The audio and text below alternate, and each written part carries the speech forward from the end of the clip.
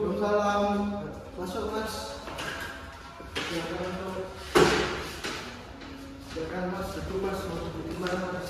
Di sini aja Pak. Oh iya. Gimana Mas ada kabar hari ini?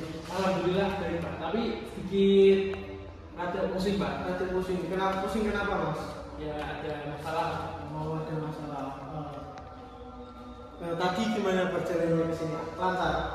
Lancar Pak, tapi panas banget Pak. Pak. Ya. Enggak bawelu Mas. Udah berubah Pak.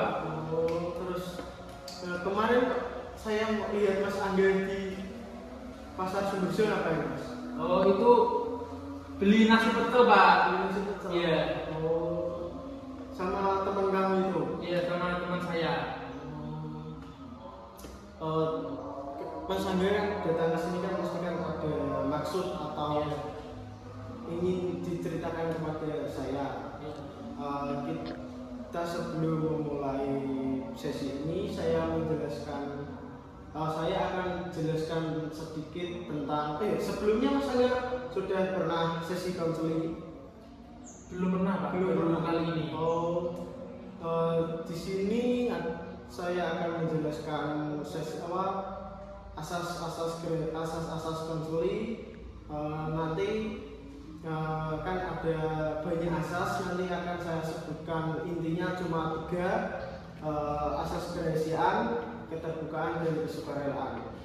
Jadi nanti Mas Angga bercerita masalahnya Mas Angga dan saya akan rahasiakan. Itu yang asas yang pertama. Terus asas yang kedua adalah asas keterbukaan. Nanti Mas Angga boleh bercerita masalah Mas Angga apa saja tanpa harus menutupi masalah Mas Angga. Terus yang ketiga asas kesukarelaan. Mas Angga datang ke sini dengan sukarela tanpa ada paksaan kan? Iya Pak. Gimana Mas Angga? Sudah siap? Sudah. Tapi saya masih belum paham yang asas kerahasiaan itu Pak. Asas kerahasiaan itu gini Mas.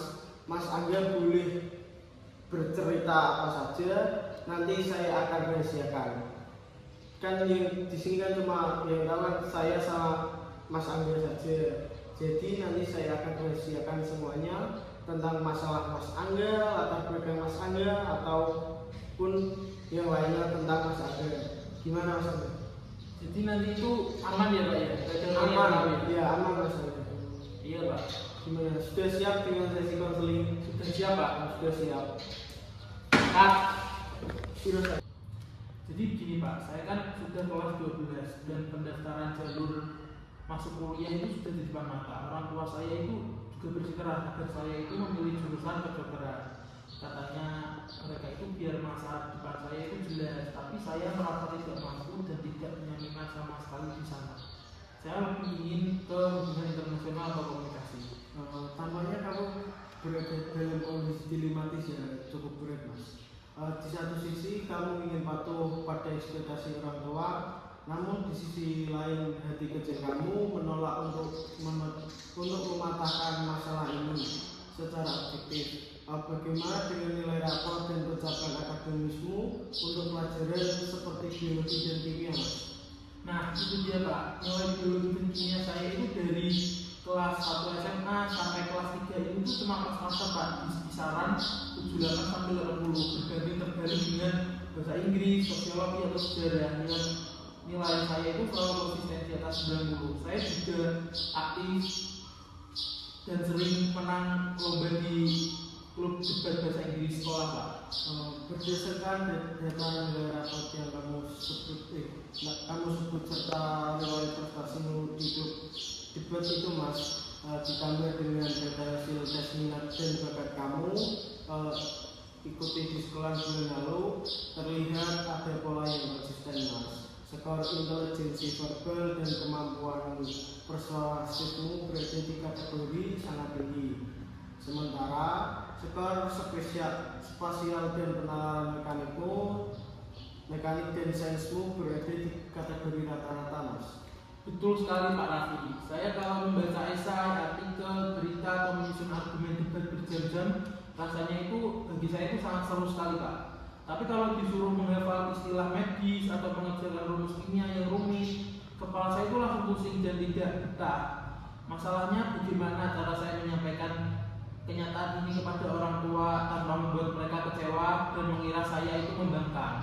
Baik, mari kita simpulkan akar permasalahan. Di sini kita berada pada kesimpulan bahwa masalahmu adalah ketidaksesuaian atau disfrepansi antar potensi nyata yang kamu miliki dengan tuntutan serta pilihan jurusan yang disodorkan oleh orang tuamu. Kamu mengalami kecemasan sosial akademik karena benturan kepentingan ini, Mas.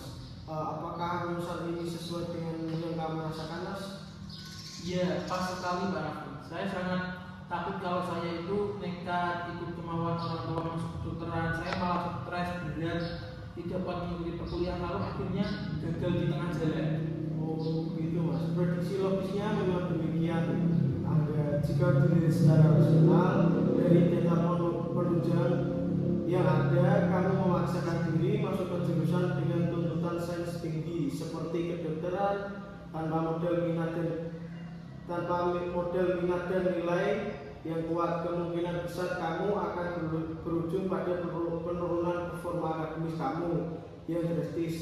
Sebaliknya juga, jika potensi bahasamu disalurkan ke hubungan internasional, probabilitas kamu untuk lulus dengan predikat memuaskan dan sukses berkarir menjadi sangat tinggi, Mas Ali.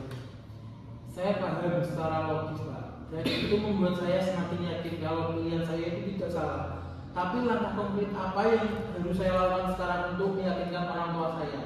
Sekarang kita masuk ke rencana tindakan atau treatment. Langkah pertama yang harus Mas Angga lakukan, kita tidak akan menghadapi orang tua dengan argumen emosional, melainkan dengan pendekatan data objektif. Silahkan kamu cetak grafis perkembangan nilai rapor kamu beserta lembar hasil resmi tes minat yang tadi kita bahas. Kedua, kita akan simulasikan cara bicaramu di sini agar bahasanya santun, namun tetap tegas berbasis data. Bagaimana? Kamu siap, Mas Angga? Siap Pak Raffi, saya setuju. Menunjukkan bukti hitam di atas putih seperti hasil tes psikologi dan rapor pasti akan membuat orang tua saya berpikir ulang secara nasional daripada saya cuma bilang saya tidak mau tanpa alasan yang jelas. Luar biasa, Mas Angga. Kamu menangkap esensinya dengan tepat. Berikan juga penjelasan mengenai prospek karir lulusan hubungan internasional yang sangat luas di era globalisasi ini kepada mereka, karena waktu sesi 30 menit kita sudah selesai. Bagaimana gambaran perasaanmu dan rencana tindakanmu saat ini? Saya merasa jauh lebih tenang Pak, dan punya arah yang jelas Pak. Kebingungan saya hilang karena sekarang saya tahu cara menghadapinya yaitu berbicara dengan orang tua menggunakan model data kemampuan diri saya. Bagus sekali, Mas Angga. Tugas mandirimu minggu ini adalah mengumpulkan berkas data itu dan mengajak orang tua berdiskusi secara tenang di rumah pada akhir pekan. Minggu depan silakan datang kembali ke sini, ke ruangan saya di jam yang sama untuk kita evaluasi bersama. Bagaimana respon orang tuamu dan menentukan langkah pendaftaran selanjutnya. Tegakkan kepalamu, Mas Angga.